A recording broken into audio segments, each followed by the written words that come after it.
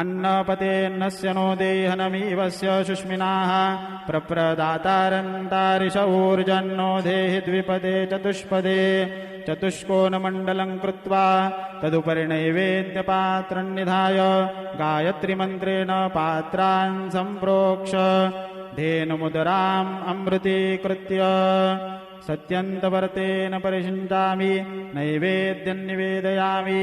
ॐ प्राणाय स्वाहा ॐ अपानाय स्वाहा ॐ व्यानाय स्वाहा ॐ उदानाय स्वाहा ॐ समानाय स्वाहा ॐ ब्रह्मणे नमः।